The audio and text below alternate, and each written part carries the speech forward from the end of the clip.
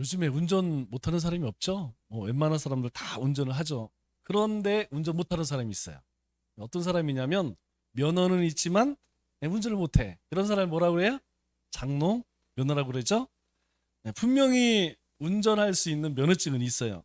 그런데 차를 가지고 나가지를 못해. 왜 그럴까요? 경험이 없기 때문에. 여러분, 이 운전하는 것은 기능적인 일입니다. 그래서 반복을 하게 되면 몇 번 담도 들여받고 논두렁으로 쑤셔받고 하면 늘게 돼 있어요. 예. 그런데 두려운 마음 때문에 겁이 나는 거지. 왜?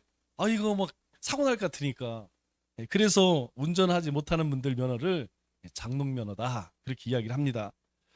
야고보 형제가 우리가 믿음을 받았으면 그 믿음이 실제적 행위로 나타나야 한다.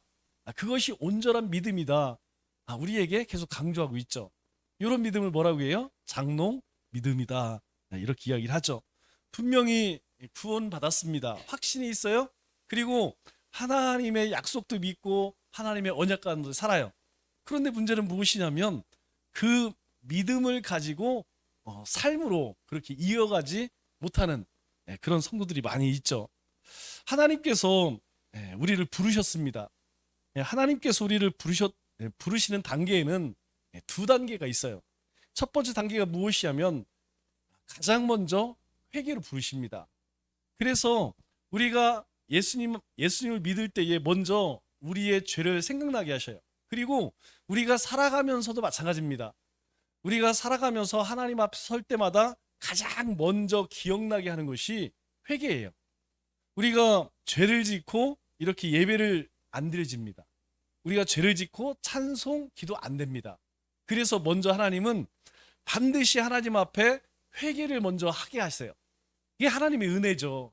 하나님의 구원의 은혜를 받은 사람들의 증거입니다. 이 회개는 우리를 사망의 자리에서 생명의 자리로 옮겨놓는 그런 부르심이라는 것이죠. 이 부르심이 있기 때문에 우리가 그 주님의 생명 안에 살아가는 것입니다. 그런데 여기에는 우리의 조건이나 근거가 단 1%도 개입될 여지가 없다는 거예요. 이것은 순전히 하나님의 은혜라는 것입니다. 여러분, 사람은 죄를 지으면 숨기고 싶은 것이, 모든 사람은 그렇습니다. 벌건 대낮에 밝은 곳에서 죄짓지 않아요. 주로 음침하고 어둡고 사람이 드문 곳에서 범죄를 저지르지, 사람 많고 밝고 이런 데서 죄를 잘 못 짓습니다. 그리고 모든 사람은요, 죄를 지으면 다 숨기게 돼 있어요. 그런데 하나님의 백성들은 그렇지 않습니다. 죄를 지으면 하나님 앞에 내어놓지 않고는 내가 불편해서 못 살아. 그것을 먼저 해결하지 않고는 내 마음이 우리 심령이 너무너무 힘들어요. 그래서 우리는 먼저 손을 내밀고 우리는 먼저 용서를 하고 그런 삶을 살아가게 되는 것이죠. 두 번째 단계로 하나님이 우리를 부르실 때에는 소명으로 부르신다는 것입니다. 이것은 하나님께서 우리의 긴 인생을 통해서 행할 일들이죠. 우리가 이 소명을 가지고 살게 되면 하나님이 나에게 주신 사명이 무엇인지 깨닫게 됩니다. 하나님이 나를 부르셨구나. 우리가 이 확신이 있으면 내가 오늘 예배자로 살아야지. 내가 하나님께서 나에게 이런 일들을 맡겨주셨으니까 내가 이것을 감당해야지. 여러분, 모든 그리스도인에게 주신 사명이 무엇입니까? 빛과 소금입니다. 여러분, 교회가 그리스도인들이 조롱을 받는 이유, 멸시받는 이유, 모욕당하는 이유, 왜 그럴까요? 한 가지예요. 바로 이 사명자로 살지 못하기 때문에. 이 사명자가 뭡니까? 빛과 소금이에요.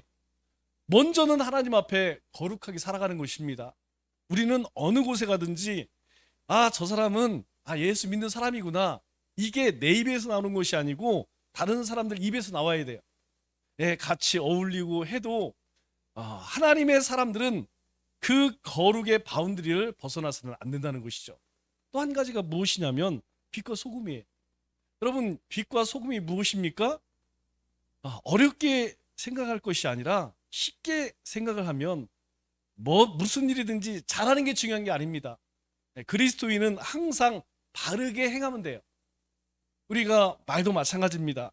우리가 사람들에게 듣기 좋은 말만 하는 것이 그게 빛과 소금이 아니고 참된 말을 해야 돼요. 여러분, 사람들이 이야기하는 걸 가만히 들어보면 정신 넋 빠진 소리들 많아요. 그런데 어떻습니까? 우리가 그 말들을 그냥 또 악한 일들을 얼마나 많이 합니까? 그런데 그것을 그냥 모르는 척 넘어가요. 이 빛이 소금이 제 역할을 하지 못하면 뭐라고 이야기해요? 던져져서 사람들 발에 밟힐 뿐이다 이렇게 이야기합니다. 여러분, 지금 그리스도인이 그런 바르게 행하지 못하고 참된 말을 하지 못하니까 세상 사람들처럼 엉뚱하게 행동하고 엉뚱한 말을 하니까 밟히게 돼 있는 것이죠. 하나님께서 왜 우리를 소명으로 부르셨냐면 하나님께서 하나님의 영광을 우리를 통해 받기를 원하신다는 거예요. 우리를 통해서 하나님의 영광이 온 세상 가운데 드러나기를 원한다는 거예요. 그러면 우리가 그 사명자의 삶을, 소명의 삶을, 믿음의 삶을 살기 위해서는 어떻게 해야 할까요? 믿음으로 행해야 합니다. 하나님의 약속을 붙들고 하나님이 우리에게 주신 그 약속을 붙들고 믿음으로 살아갈 때에 소명자로 사명자로 살아갈 수 있다는 것이죠. 이 믿음에는 또 두 단계가 있어요. 이 야고보 형제가 이 믿음을 강조할 때에 너희는 믿음은 두 가지로 설명된다, 믿음은 두 가지로 증명된다라는 것을 우리에게 계속해서 말씀하고 있어요. 여러분, 저 사람이 믿음이 있다 없다? 무엇을 알 수 있느냐? 첫 번째가 무엇이냐면 이 야고보 형제는 물질이다 이렇게 이야기합니다. 여러분, 물질을 더 사랑하느냐, 하나님을 더 사랑하느냐, 그것은 그 행함을 보면 안다는 것이에요. 두 번째가 무엇이냐면 바로 성품과 인격을 보면 안다는 것이죠. 그 사람이 차별을 하느냐, 그 사람이 어떻게 말을 하고 어떻게 행동하느냐, 그 성품과 인격을 보면 그 사람이 믿음으로 살아가고 있는지 아니면 가식으로 살아가고 있는지 알 수 있다는 것이죠. 그래서 야고보 형제는 믿음으로 부름받은 하나님의 백성들은 평생을 걸쳐서 무엇으로 믿음을 드러내고 증명해야 하느냐? 첫째는 물질이고 둘째는 성품과 인격이라는 것이에요. 그래서 예수님께서 너희들에게 먹고 마시고 입는 것 필요한 줄 다 알아. 그런데 뭘 먼저 구하라고 그래요? 먼저 그의 나라와 그의 의를 구하라 하시는 말씀이 바로 여기 있는 거예요. 우리가 하나님의 주권에 붙들려 있으면 우리의 마음은 하나님을 향하게 됩니다.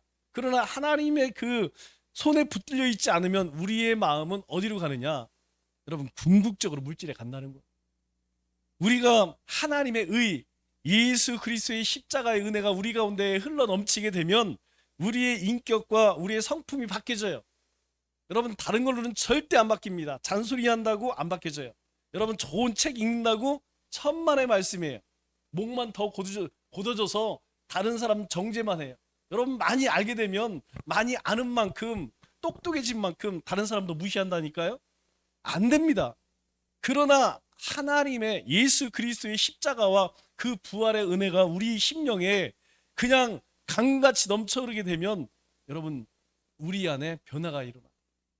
이전에 사랑하지 못했던 사람을 사랑하고 용서하고 이전에 하기 싫었던 일들을 행하게 되고 참고 인내하고 성령의 열매가 드러나는 것이죠. 주님께서는 계시록 14장 12절에 이런 말씀을 하십니다. 요한계시록 14장 12절 말씀을 보면 성도들의 인내가 여기 있나니, 성도들의 인내가 어디에서 나타나느냐? 그들은 하나님의 계명과 예수에 대한 믿음을 지키는 자이니라. 그러니까 하나님이 주신 계명과 예수님을 향한 그 믿음, 그걸 통하여서 그것을 지키기 위해서는 어떻게 되느냐? 인내해야 한다 이렇게 이야기해요. 성도가 이 세상을 사는 동안에 매일 삶 속에서 인내해야 하는 이유가 무엇이냐? 이 두 가지라는 것이죠. 우리가 하나님이 주신 그 말씀을 지켜내고 우리가 하나님 예수 그리스도에 대한 그 믿음을 지키기 위해서는 뭐가 필요하다는 거예요? 참고 인내하는 것이 필요하다는 거예요. 그래서 이 인내하는 것은 성령의 열매라고 이야기합니다. 오래 참는 것 내 힘으로 안 돼요. 사람은 9번 참다가 한 번은 터지게 돼 있습니다. 그때가 무서운 거예요. 여러분, 화 잘 내는 사람은 무서운 사람 아닙니다. 발끈발끈하는 사람이 있죠? 그 사람은 성격이 그런 거예요. 진짜 무서운 사람들은 참고 그리고 한 방 터지는 사람들, 이런 사람 조심해야 돼요. 그런 사람들은 그렇게 한번 사고 칩니다. 여러분, 사람은 자기 인내로, 자기 힘으로는 인내하고 참기가 대단히 어려워요. 그러나 하나님이 주신 은혜가 있으면, 하나님의 말씀과 그리스도의 복음이 있으면 우리가 이 땅 가운데 어떤 일들을 당해도 참고 인내할 수 있다는 거예요. 여러분, 그것은 이미 먼데 갈 필요도 없이 우리나라 기독교 역사만 보아도 압니다. 여러분, 우리가 이후에 소위리분들이 끝나고 되면 이제 기독교 역사를 한번 공부해 보려고 해요. 초대교회사, 중세, 근세, 그리고 한국사. 과연 역사 가운데에서 믿음의 선조들이 어떤 삶을 살았느냐. 여러분, 어느 곳을 가든지 복음의 씨가 뿌려지는 곳에는 순교가 있었습니다. 여러분, 우리나라도 마찬가지예요. 우리가 지금 이렇게 편하게 복음을, 말씀을 듣고 예배드릴 수 있는 것은 우리 믿음의 조상들이, 믿음의 선조들이 그런 피를 흘렸기 때문에 우리가 지금 이렇게 자유롭게 하나님을 예배할 수 있는 것이죠. 그러면 우리가 무엇에 있어 인내해야 할까요? 다른 것이 아닙니다. 우리가 인내할 것은 뭐 세상에 핍박받고 이런 거 인내하라는 거 아니에요. 가장 먼저 우리가 인내해야 할 것이 무엇이냐면 하나님의 말씀을 지킴에 있어서 인내해야 한다는 것이죠. 왜 그렇습니까? 하나님의 말씀은 언약이고 행함이고 우리 그리스도인들의 윤리예요. 우리의 삶의 기준이 무엇이냐면 하나님의 말씀이에요. 그렇기 때문에 내가 하고 싶은 우리 육신의 소욕이 있습니다. 그러나 하나님이 우리에게 말씀하시는 그 말씀이 있어요. 여러분, 우리 안에 끊없이 싸우잖아요. 사도 바울이 이야기합니다. 육체의 소욕과 성령의 소욕이 우리 안에서 매일매일 싸운다는 거예요. 그러면 우리 육체의 소욕이 죽지 않으면, 다시 이야기해서 내 자아가, 내 생각이, 내가 살아나면 여러분, 우리 가운데는 하나님이 역사할 수가 없어요. 하나님의 능력을 막는 것은 다른 게 아닙니다. 내가 살아있으면 하나님께서 역사하지 못해. 말씀의 역사가 없습니다. 성령이 역사하지 못합니다. 그러나 내가 죽으면 내 안에서 말씀의 역사가, 하나님의 역사가 나타난다는 것이죠. 그래서 성도는 이 예수님에 대한, 말씀에 대한 이 믿음에 머물러 있기를 항상 힘써야 하는 거예요. 왜 말씀을 가까이 해드리냐? 다른 것이 아닙니다. 이 말씀을 가까이 할 때에 비로소 우리가 힘을 얻게 된다는 것이죠. 그래서 14절에, 오늘 14절에 뭐라고 이야기하냐면 이렇게 이야기하는 거예요. 만일 사람이 믿음이 있노라, 나 믿음이 있어. 그런데 행함이 없으면 유익이 없다라고 이야기합니다. 그런데 어떤 유익이 없느냐? 이것이 무서운 말씀이에요. 그 믿음이 능히 자기를 구원하겠느냐? 즉 행함이 없는, 실천이 없는 입으로만 말하는 믿음은 과연 진짜 구원받은 믿음이냐라고 묻는 거예요. 여러분, 이 말씀은 굉장히 심각한 문제죠. 깊이 묵상하면 묵상할수록 무서운 말입니다. 왜 그래요? 아무리 주여 주여 한다 할지라도 그 삶에 하나님 말씀에 순종하고 하나님의 뜻을 쫓아 행하는 믿음의 모습이 없다면 그 믿음이 능히 자기를 구원하겠느냐? 그건 구원받은 믿음이 아니라는 거예요. 그거는 그렇게 하면 구원받는다라고 해서 흉내내는 믿음, 가짜 믿음이라는, 거짓 믿음이라는 것입니다. 그래서 살아있는 믿음은 뭐라는 얘기예요? 반드시 행함이라고 하는 결과를 가져온다는 거예요. 진짜 우리가 믿음을 가지고 있다면 우리의 삶에 행함이 없을 수 없다는 거예요. 여러분, 우리가 태신자를 품고 그들을 위해 기도하고 만나고 섬기고 복음을 전하는 이유가 무엇입니까? 하나님께서 우리에게 주신 명령 이전에, 내가 예전에 그랬던 사람이에요. 우리 모두가 그때의 주님을 알기 전에는 다 저주받은 자들이고 심판의 대상자였어요.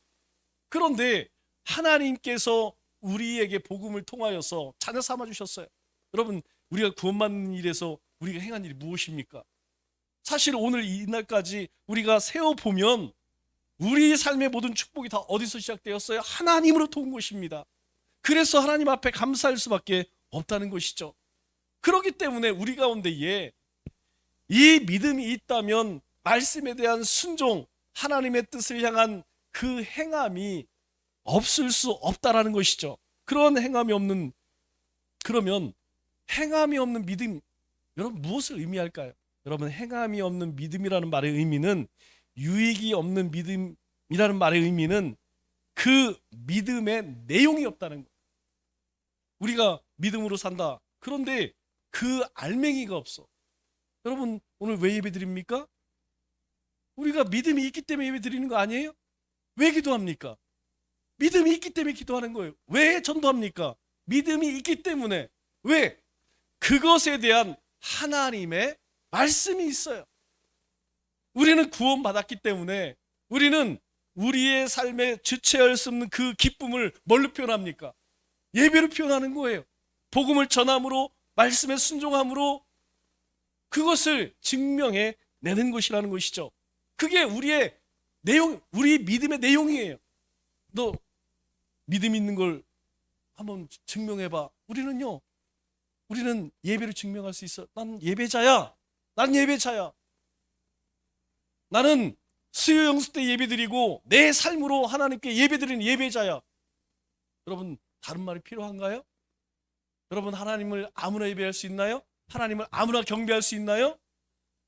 하나님의 백성이 아니면 하나님을 경배하고 하나님을 예배하는 일을 할 수 없다는 것이죠. 즉, 유익이 없는 믿음이다, 행함이 없는 믿음이다 라는 말은 그 믿음 안에 내용이 없어요. 그러면 우리 믿음의 핵심이 뭡니까? 여러분, 우리 믿음의 핵심을 압축하면 무엇이냐면 삼위일체 하나님을 믿는 거예요. 여러분, 기독교하고 비슷한 종교들이 있어요. 뭐 캐톨릭도 있고 유대교도 있고 이슬람도. 여러분, 이 뿌리를 가만히 올라가면 다 어디로부터 시작되느냐? 다 아브라함 후손이래요. 다 아브라함. 우리도 아브라함 믿어. 우리도 아브라함 다 믿어. 그런데 그 종교들과 다른 한 가지가 무엇이냐? 여러분, 그들이 보는 경전도 크게 다르지 않습니다. 조금씩 다르기는 하지만 비슷비슷해요. 그런데 결정적으로 다른 것이 무엇이냐면 성부, 성자, 성령 하나님, 여러분, 이것을 믿지 않습니다. 오직 우리만 믿어요. 하나님께서 사람으로 이 땅에 오셨다는 것, 우리만 믿어요. 우리만. 여러분, 다른 종교에서는 믿는 것 같이 믿지 않는다니까요. 유대 땅에 예수님이 오셨는데 그 유대 땅에 있는 이스라엘 사람들은 안 믿어요. 여러분, 예수님 삼위일체를 믿는다는 것은 다른 것 아니에요. 예수님께서 구주와 주님으로 오셨다는 것, 그것을 고백하고 그것을 따르는 것입니다. 여러분, 주님을 구주로 또 주님으로 믿는다는 것은 무슨 의미예요? 주님이 나의 주님, 예수님이 나의 주다, 구주. 예수님이 그리스도다, 메시아다, 구원자다. 여러분, 우리가 맨날 고백하는 거 그거 아닙니까? 신앙이 무엇이냐면 바로 그 예수님을 증명하는 거예요. 신앙은 우리의 삶을 통하여 하나님의 말씀을 담는 것이라고 이야기했잖아요. 여러분, 사람은 뭡니까? 사람은 하나님께서 흙으로 지으시고 생기를 불어넣으니까 생명이 되었더라. 생명은 하나님을 담는 그릇이란 뜻이잖아요. 여러분, 신앙이란 말은 우리의 삶에 하나님의 말씀을 담아내는 거예요. 그런데 말씀은 뭡니까? 그리스도예요. 말씀이 육신이 되어 이 땅에 오신 분이 그리스도입니다. 그러니까 결국 우리의 삶 가운데 신앙은 무엇이냐면 우리의 삶에 예수님을 드러내는 것이에요. 어느 곳에 가든지 예수님을 찬송하고 예수님을 높이고 자랑하고 그리고 예수님을 증거하는 것, 이게 신앙이라는 것이죠. 이 믿음이 구원받은 믿음이고 이 믿음이 열매 맺는 믿음이라는 거예요. 야고보 형제가 계속 우리에게 이야기하는 것이 이것입니다. 그런데 이러한 믿음이 아니라면 그것은 이름뿐인 믿음이요, 명목상의 믿음이요, 거짓 믿음이요, 가짜 믿음이다, 이걸 이야기하는 것이에요. 그래서 야고보 형제가 15절에 행함이 없는, 유익이 없는 믿음의 예를 듭니다. 15절 말씀을 보니까 만일 가정을 하죠. 만일 형제나 자매가 헐벗고 일용할 양식이 없는데, 여러분 15절 이 말씀을 가만히 보세요. 만일이라고 했지만 실제로 이런 사람이 있습니까 없습니까? 그럼 있어요. 지금 21세기에도 우리 주변에 헐벗고 일용할 양식이 없는 사람 있습니다. 하물며 여러분 2000년 전에는 어땠을까요? 여러분 멀리 갈 필요도 없어요. 우리가 조금만 못 사는 나라에 가면요, 가면 가장 힘든 게 뭐냐면 그냥 따라다니면서 완달러 완달러 완달러. 가보신 분들은 알아요. 여러분 한국 사람들이 뭐 그래도 이 아시아에서는 잘 산다고 그렇게 예전부터, 제가 2002년도에 2002년도지 2002년도인가 3년도인가 성지순례 갔는데 가는 곳마다 애들이, 저는 그 시대에 안 살아봤지만 60년대 아시죠? 코 막 질질 흘리고 막 시커먼, 진짜 어떻게, 그런데 그 아이들이 막 쫓아다니면서 완달러 완달러 완달러. 딱해 죽겠어요. 여러분 주고 싶어요. 한 명 주잖아요? 난리가 납니다. 1달러를 주면 그 1달러를 그냥 애들이 모여서 서로 가지려고. 그래서 가이드가 주지 말래. 아이들한테 이렇게 마음은 주고 싶은데, 여러분 지금 이 시대에도 이러한 우리의 지체들이 우리 주변에 관심만 가지면 얼마든지 찾을 수 있어요. 그래서 야고보 형제가 예로 들면서 우리 지체 가운데에 경제적으로 심각한 문제가 생겨서 당장 입을 것도 없고 먹을 것이 없어 누군가 도와주지 않는다면 생존의 어려움에 빠져 있다는 것을 가정에서 이야기하죠. 그런데 우리가 이 말씀을 보면서 주목할 것이 있어요. 여러분 이 형제나 자매가 왜 이런 상황에 빠졌는가, 이걸 얘기하지 않아요. 우리가 성경을 볼 때에 선한 사마리아의 비를 보면 어떤 사람이 이 길을 가다 강도를 만납니다. 그래서 거반 그냥 맞고 다 뺏기죠. 그런데 선한 사마리아인이 그 사람을 데려다가 이제 막 치료를 해주고 주먹에 맡기고 나중에 지불하겠다고 하죠. 성경이 이야기해요. 왜 선한 사마리아는 그렇게 했는가, 그걸 이야기하지 않습니다. 이 형제의 자매가 왜 헐벗고 일용할 양식이 없는가, 이 사람이, 여러분 헐벗고 일용할 양식 우리가 대략 따져보면 한 세 가지 경우가 나와요. 첫째는 게을러 빠진 거지. 아주 게을러 갖고 그냥 도둑이 강도처럼. 또 한 가지는 뭐겠어요? 누군가 사기당할 수 있죠. 사기당해 갖고 빈털터리가 돼서 어떻게 일어날, 여러분 우리도 마찬가지예요. 뭐 비빌 언덕이 있어 일어나는 것이지 아무것도 없으면 여러분 길거리 나는 거예요. 또 한 가지는 무엇이냐면 저 도박해 갖고 다 잃을 수도 있죠. 그럼 그렇지 않겠습니까? 게으르거나 어디 도박을 하거나 어떤 뭐 허영심에 뭐 투자를 하거나 뭐 했다가 망하는 경우, 아니면 다른 사람에게 속아서 망하는 경우, 이런 경우가 있겠죠. 그런데요, 그것에 대해서 이 사람은 왜 헐벗고 일용할 양식이 없게 된 데에서는 말하지 않습니다. 어떤 이유가 중요한 것이 아니라 어떻게 할 것인가가 중요하다는 거예요. 우리가 이런 사람을 만나게 되면 저 사람이 왜 그럴까? 여러분 우리의 관심은 거기에 두지 않습니까? 그런데 성경은 거기에 관심 두지 말라는 거예요. 그 사람에 대해서 어떻게 할 것이냐, 네가 어떻게 할 것이냐. 만일 네 앞에서 그렇게 헐벗고 일용할 양식이 있는 사람이 있다면 저 사람이 왜 저렇게 됐을까? 왜 거지가 됐을까? 그거에 관심 두지 말고 저 사람을 위해서 무엇을 할 것이냐, 그거에 대한 반응이 16절입니다. 16절 말씀을 보니까 이야기하죠. 너희 중에 누구든지 그에게 이르되 평안히 가라, 덥게 하라, 배부르게 하라, 그렇게 말하면서 몸에 쓸 것을 주지 아니하면 그 사람에게는 그것이 무슨 유익이냐, 이렇게 이야기를 해요. 여러분 이 말을 좀 우리말로 우리 충청도식으로 이야기하면 뭡니까? 아유 잘 가세요. 아이 집에 조심히 들어가세요. 이 얘기 아니겠어요? 아니 지금 먹을 것이 없어, 입을 것이 없어, 죽게 생겼어. 그런데 그런 사람한테 아유 조심히 들어가세요. 아유 이렇게 챙겨 입으시지 어째 옷을 그냥 다 이런 거 입고 다니세요? 아유 저기 굶지 마시고 식사 꼭 하세요. 여러분 지금 헐벗고 입을 옷이 없는 사람에게 굶지 말고요, 밥 잘 챙겨 드셔요. 여러분, 말은 누가 못합니까? 그건데 문제는 그것이 그 사람에게 쓸 것을 주지 아니하면 그 사람에게 무슨 이익이 있느냐?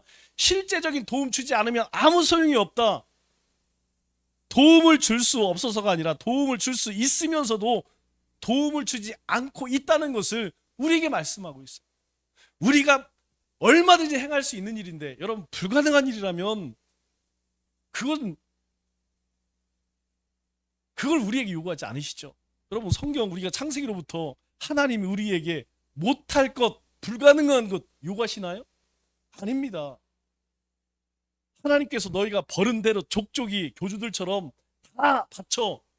그런 하나님을 어떻게 믿겠습니까? 그런 하나님을 어떻게 순종하겠습니까? 하나님 그렇게 그런 걸 요구하지 않으세요.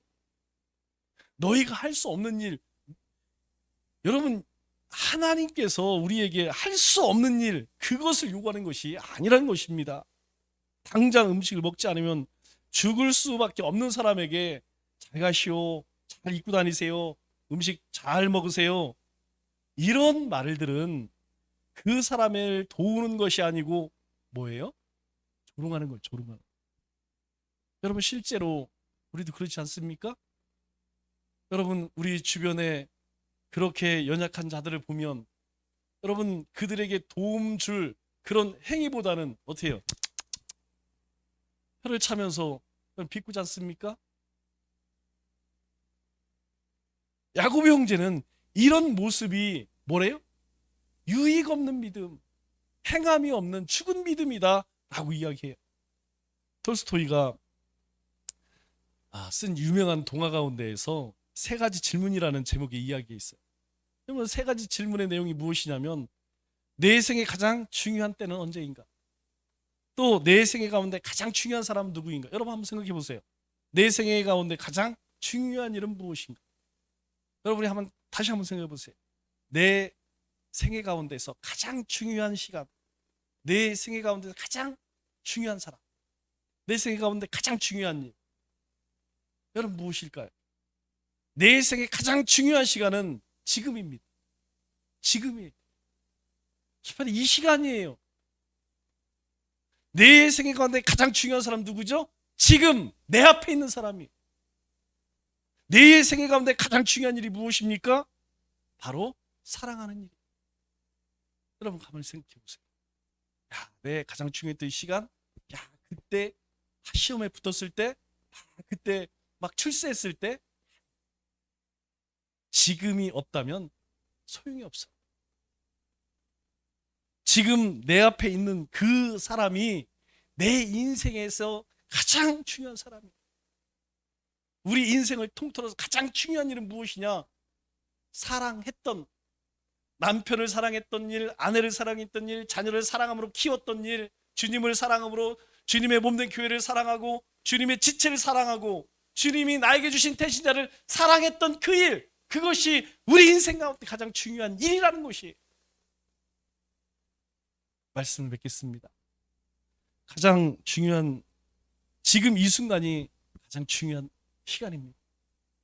또 누구든지 지금 내가 대하고 있는 그 사람이 가장 소중한 사람입니다. 그리고 그 사람에게 최선을 다해서 사랑을 베푸는 것이 가장 중요한 일입니다. 남은 3일도 하나님이 주신 사랑을 품고 우리가 만나는 모든 사람에게 하나님의 따뜻한 사랑을 전하고, 특별히 우리가 품은 영적 태신자, 예비신자들을 위해서 그들에게 그 주님의 사랑을 전하는 우리 믿음의 권속들 다 되시기를 주님의 이름으로 축원합니다.